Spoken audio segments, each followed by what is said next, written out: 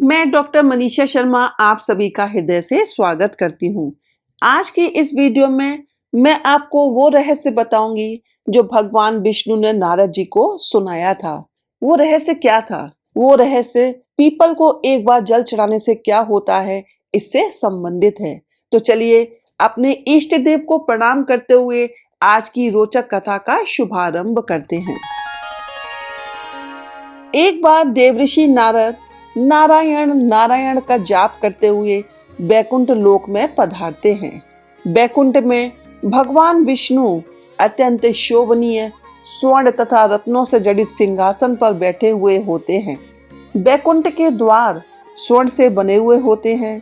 देवऋषि नारद बैकुंठ के द्वारों को पार करते हुए जिस स्थान पर भगवान विष्णु बैठे हुए होते हैं वहां पर पहुंच जाते हैं और भगवान विष्णु को प्रणाम करते हैं। देवऋषि नारद को देखकर भगवान विष्णु कहने लगते हैं, हे देवऋषि, आइए, बैकुंठ में आपका स्वागत है। देवऋषि नारद प्रसन्नता से विष्णु जी को बारंबार प्रणाम करते हुए कहते हैं, हे सृष्टि के पालक, संसार का पालन करने वाले जनार्दन, समस्त भूतों में आप ही का वास है। तीनों लोकों में आप ही की माया फैली हुई है। आपके चरणों में कोटि कोटि नमन। विष्णु जी मुस्कुराते हुए कहते हैं, हे देवऋषि, आज आप दुविधा में दिखाई पड़ रहे हैं। अवश्य ही आज आपके मन में कोई शंका उत्पन्न हो रही है। अवश्य ही आज आप कोई समाचार लेके आए हैं। देवऋषि नारद कहते हैं, हे प्रभु, आप तो सर्वज्ञाता हैं। तीनों लोकों में निवास करने वाले सभी प्राणियों में आप ही का वास है। आपसे कुछ भी छिपा हुआ नहीं है। प्रभु, आज मैं बैकुंठ किस कारण से आया हूँ, आप भली भांति जानते हैं। भगवान विष्णु बोले, हे देवऋषि, मैं जानता हूँ कि आप चिंता में क्यों हैं और आपकी इस चिंता को मैं समझता भी हूँ। आज आप जिस चिंता को दूर करने के लिए आए हैं वे समस्त मानव जाति के कल्याण के लिए है। अतः आप निसंकोच होकर पूछिए।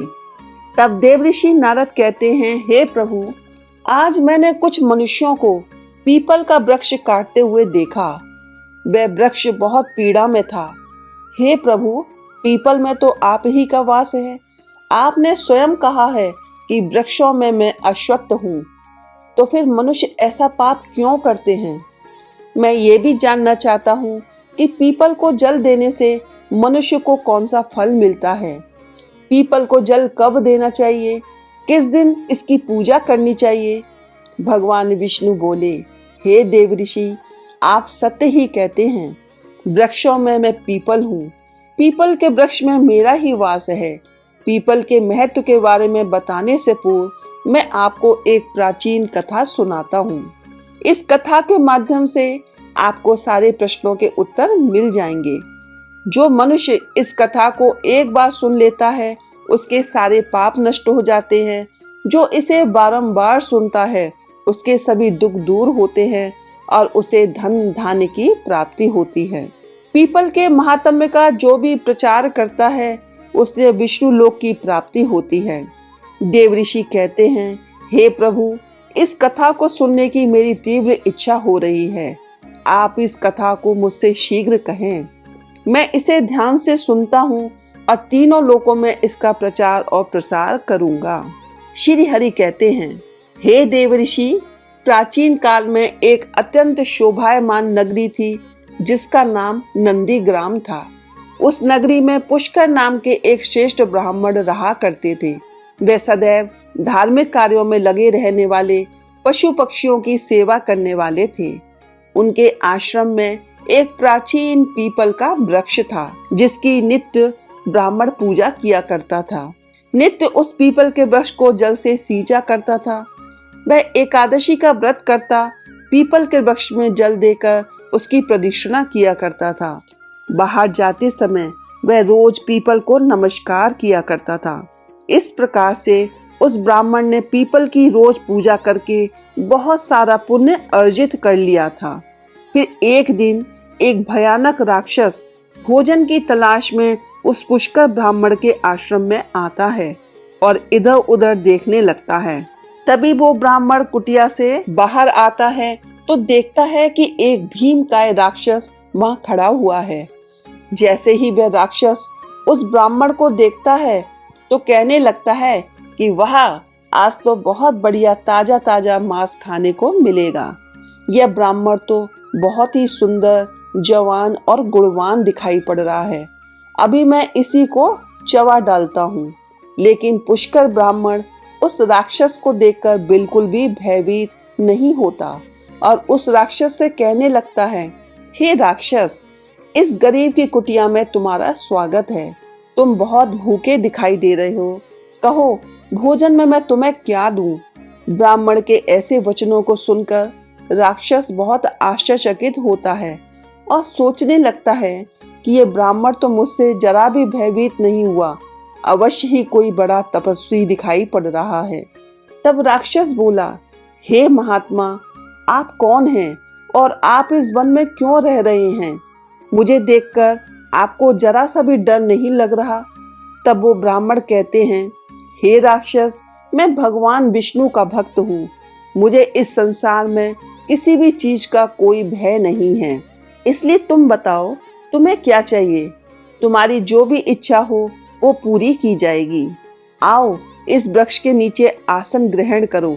जैसे ही वो राक्षस उस पीपल वृक्ष के नीचे चला जाता है तो उसका शरीर जलने लगता है और तुरंत ही उसकी मृत्यु हो जाती है। उस राक्षस के शरीर से एक दिव्य मनुष्य प्रकट होता है। उस मनुष्य को राक्षस की योनि से मुक्ति मिलती है। वह मनुष्य बड़ा ही प्रसन्न होता है और उस ब्राह्मण से कहने लगता है, हे ब्राह्मण देवता, ये कैसा चमत्कार है? ये कौन सा वृक्ष है जिसके नीचे ठहरते ही मुझे मुक्ति मिल गई? तब वह ब्राह्मण कहता है, हे महात्मा, ये पीपल का वृक्ष है। ये साक्षात भगवान विष्णु का ही रूप है।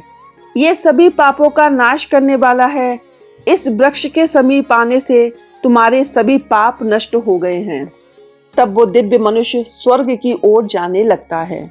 फिर एक दिन यमराज अपने दूतों को बुलाते हैं और कहते हैं, हे दूत, तुम जाओ और नंदीग्राम में निवास करने वाले पुष्कर नाम के ब्राह्मण को पकड़कर यहाँ पर लेकर आओ। यमराज का आदेश पाकर वे दूत यमलोक से धरती पर आते हैं और उस ब्राह्मण को जीवित ही पकड़कर यमलोक ले जाने लगते हैं। रास्ते में महात्मा पुष्कर उन दूतों से कहने लगते हैं, हे दूतों, तुम क्या कर रहे हो? मेरी तो मृत्यु भी नहीं हुई है और तुम लोग मुझे पकड़कर यमलोक क्यों ले जा रहे हो? तब दूत कहने लगते हैं, हे ब्राह्मण, तू चुपचाप हमारे साथ चल। यमराज ने हमें ऐसा आदेश दिया है। पता नहीं तूने ऐसा कौन सा भयंकर अपराध किया है, हम भी जानना चाहते हैं। तब वो ब्राह्मण शांत रहकर उन यमदूतों के साथ यमलोक जाने लगता है। यम के दूतों को भी बड़ा आश्चर्य होता है। ये ब्राह्मण ना तो विलाप कर रहा है, ना ही दुखी हो रहा है। हम जिन प्राणियों को उठाकर लाते हैं वो तो जोर जोर से विलाप करते हैं। फिर वे यमदूत उस ब्राह्मण को लेकर यमराज के पास पहुंचते हैं। जैसे ही वो यमराज उस ब्राह्मण को देखते हैं तो भयभीत हो जाते हैं और उन दूतों से कहने लगते हैं, अरे दूतों, तुमने ये क्या किया? तुम किसे उठाकर लाए हो? मैंने तुम्हें दूसरे पुष्कर नाम के व्यक्ति को लाने के लिए कहा था, जिसकी मृत्यु हो चुकी है। तुमने बड़ी भूल की है जो इस महात्मा को उठाकर यमलोक लेकर आ गए। इनका स्थान यहाँ पर नहीं है। भगवान विष्णु की भक्ति करने वाले, नित्य पीपल की पूजा करने वाले इन महात्मा को इनकी इच्छा के बिना यहाँ पर उठाकर लाना घोर पाप है। तब यम के दूत कहते हैं, हे धर्मराज, हमें क्षमा करें, हमसे बड़ी भूल हुई है। फिर वे यमदूत ब्राह्मण से क्षमा मांगते हैं और वो ब्राह्मण भी इन्हें क्षमा कर देता है। यमराज उन ब्राह्मण से कहते हैं, हे ब्राह्मण देवता, आपकी पत्नी तथा पुत्र आदि बहुत दुखी होकर, व्याकुल होकर रो रहे हैं। कृपया आप अपने घर वापस चले जाइए। अपने दूतों की भूल के लिए मैं आपसे क्षमा मांगता हूँ। कृपया आप अपने घर लौट जाएं। तब वो ब्राह्मण कहता है, हे धर्मराज, आपको प्रणाम है। इन दूतों से जो भूल हुई है उसके लिए तो मैं इनका आभारी हूँ। मुझे जीवित रहते हुए आपके दर्शन करने का सौभाग्य प्राप्त हुआ है। ऐसा सौभाग्य किसे प्राप्त होता है? हे धर्मराज, मेरी आपसे एक विनती है। मैं संपूर्ण नरकों का दर्शन करना चाहता हूँ, जहाँ पर पापी मनुष्यों को कष्ट भोगने पड़ते हैं। ब्राह्मण की बात सुनकर यमराज प्रसन्न हो जाते हैं और कहते हैं, हे ब्राह्मण देवता, ठीक है, यदि आपकी यही इच्छा है तो मैं आपकी इस इच्छा को अवश्य पूरी करूंगा। फिर यमराज पुष्कर को समस्त नरकों का दर्शन कराने के लिए ले जाते हैं। उसने देखा कि पापी जीव नरक में पड़कर कष्ट भोग रहे हैं। कोई शूली पर चढ़े हैं, कहीं को हिंसक पशु खा रहे हैं, कोई तपी हुई बालू पर चल रहे हैं और विलाप कर रहे हैं। कुछ पापियों को कीड़े खा रहे हैं, कुछ को उबलते हुए तेल के घड़े में पकाया जा रहा है। कुछ पापियों को यम के दूत भयंकर पीड़ा दे रहे हैं, कुछ अति शीत नरक में पीड़ा सहन कर रहे हैं, कुछ भयंकर अग्नि में गिरकर जोर जोर से विलाप कर रहे हैं। उन आत्माओं को दुख और पीड़ा भोगते हुए देखकर उस पुष्कर ब्राह्मण को बहुत दुख हुआ। वो उन कष्ट भोग रहे प्राणियों को देखकर कहने लगा, क्या आप लोगों ने पृथ्वी पर रहकर कोई पुण्य का कार्य नहीं किया? सो आपको यहाँ पर इतने कष्ट भोगने पड़ रहे हैं। यातना भोगने वाले उन प्राणियों ने कहा, हे विप्रवर, हम पापियों ने पृथ्वी पर कोई पुण्य कर्म नहीं किया था, इसी कारण से नरक में गिरकर सजा भुगत रहे हैं। दूसरों के घरों में चोरी की है, निष्पाप पशुओं की हत्या की है, अतिथियों का अनादर किया है, व्यभिचार किया है। इन्हीं दुष्कर्मों की वजह से नरक की अग्नि में दग्ध हो रहे हैं। हमने प्यासी गायों की बावली को तोड़ा है, हमने दान धर्म करने वालों को लूटा है, हमने कभी व्रत अनुष्ठान नहीं किए, अपनी स्त्रियों का त्याग कर दिया, हमने अपने मित्रों के साथ धोखा किया, लोगों की झूठी गवाही दी, निष्पाप लोगों को फंसाया है। इसी कारण नरक की सजा भुगत रहे हैं। फिर उस ब्राह्मण ने कहा, क्या कभी आप लोगों ने भगवान विष्णु का पूजन नहीं किया? इसी कारण से आप लोगों की ऐसी भयानक दशा हो गई है। जो मनुष्य पृथ्वी लोक पर रहकर भगवान विष्णु का पूजन करता है, ऐसी दुर्गति उसकी कभी नहीं होती है, उसे मोक्ष मिल जाता है। आपने कभी भगवान विष्णु के चरणों में मस्तक नहीं झुकाया है, इसी से आपको नरक की प्राप्ति हुई है। आपने कभी पीपल को जल नहीं चढ़ाया, पीपल को जल चढ़ाने से जन्मों जन्मों के पाप नष्ट होते हैं। फिर वे नारकीय जीव कहने लगते हैं, हे ब्राह्मण देवता, हमारा मन अत्यंत अपवित्र है, हम अपने पापों से अत्यंत दुख भोग रहे हैं। नरक की अग्नि से हमारा शरीर जल रहा था, लेकिन जो हवा आपके शरीर को छूकर हमारी ओर बह रही है, वो हवा हमें आनंद प्रदान कर रही है। नरक की अग्नि से हमें कष्ट नहीं हो रहा है।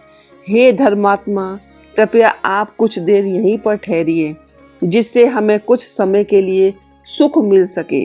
हे ब्राह्मण, आपके दर्शन करने से ही हमें संतोष हो रहा है, कृपया हम पापियों पर थोड़ी दया कीजिए।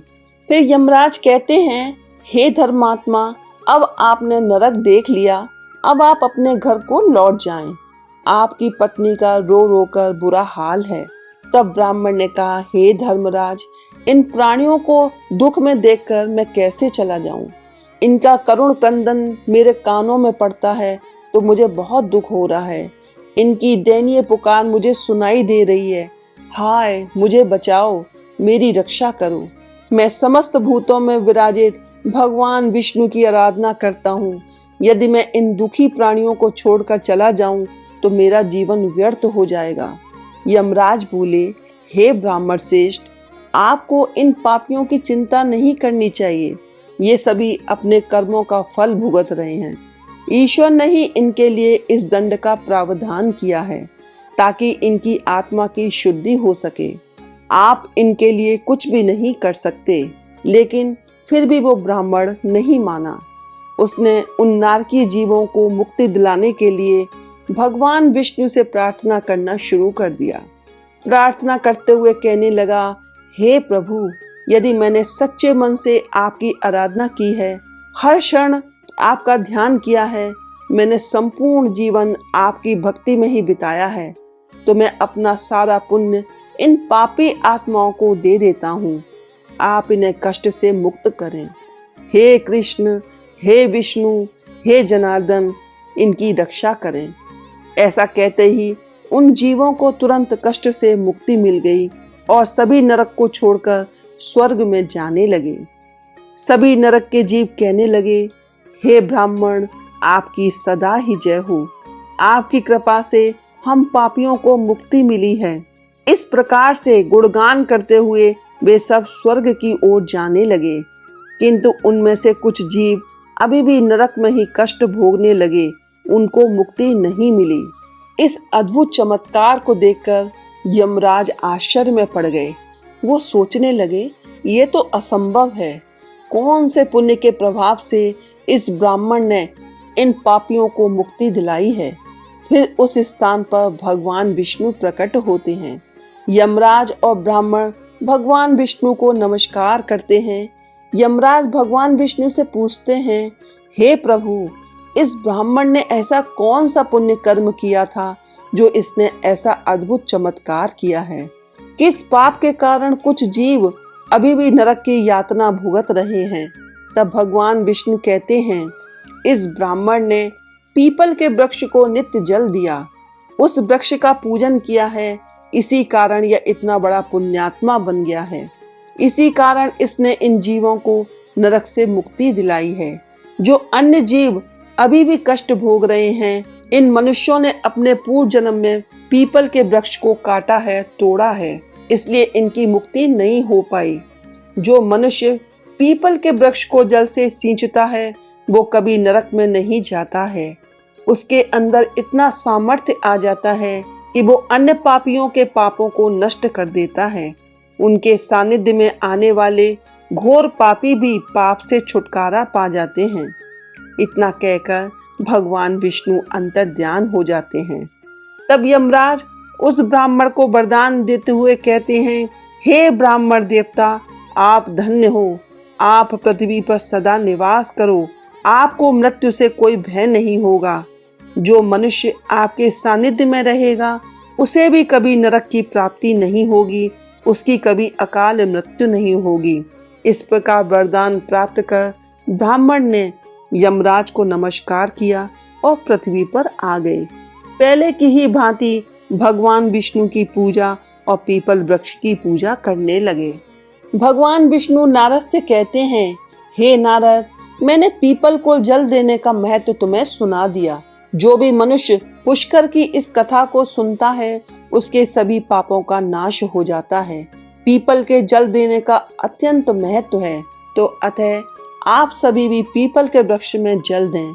शनिवार को सरसों के तेल का दीपक अपने पितरों के नाम से पीपल की वृक्ष की जड़ में जरूर जलाएं। हर एकादशी पर पीपल वृक्ष की पूजा करें और परिक्रमा करें। बोलो भगवान विष्णु की जय हो। इस कथा को सुनने के लिए धन्यवाद। यदि आपको ये वीडियो पसंद आई हो तो इसे लाइक करें, शेयर करें, हमारे चैनल को सब्सक्राइब करें तथा बेल आइकन को प्रेस करें। हर हर महादेव, जय भोलेनाथ।